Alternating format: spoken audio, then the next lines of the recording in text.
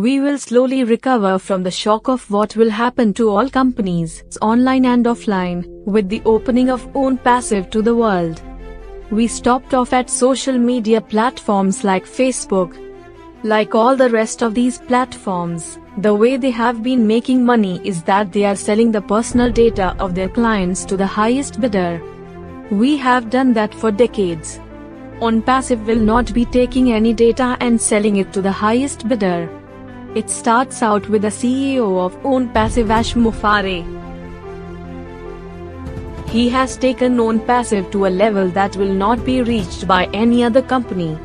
What a disruption of what we have been doing for decades upon decades. Now this man of integrity, we now must compete against. It is not fair, but it will be fair to the users of our products. For decades we have formed a monopoly on all the products that our users have been using. Now there's competition. The competition lies in our competing against other companies using and selling the products that ONPASSIVE is marketing. Only their products are better. The difference is that our business models have been surpassed by ONPASSIVE's business model. ONPASSIVE is a privately held company. Ash Mufareh is sharing his wealth with the founders in ONPASSIVE. That's extraordinary. We are stuck. We are going to see many other social media platforms disappear, because why would someone want to be a part of something that would have their personal data sold and their privacy exposed to strangers?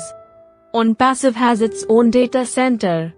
It has a social platform that is at no cost to its users. It is called ONET. ONET is going to overpower those other social media platforms, creating a company unselfishly the way Ash Mufareh has structured ONPASSIVE to be brilliant.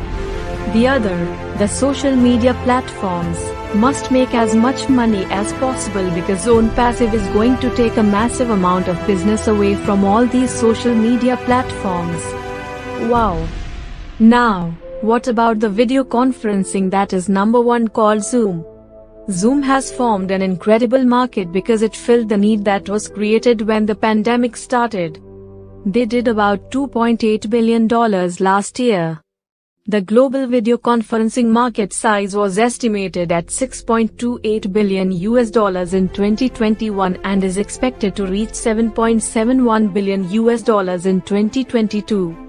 According to Fortune Business Insights, the global video conferencing market size is projected to reach $14.58 billion in 2029. We were sitting back and saying, wow, what an incredible source of income. No one would ever be able to even approach what Zoom is doing. But we, CEOs, saw the flaws in Zoom.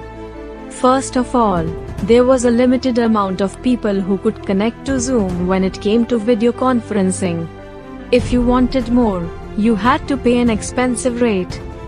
We were using Zoom to do a lot of our business because the pandemic struck and a lot of companies had been leaving the brick-and-mortar business and having the employees work at home.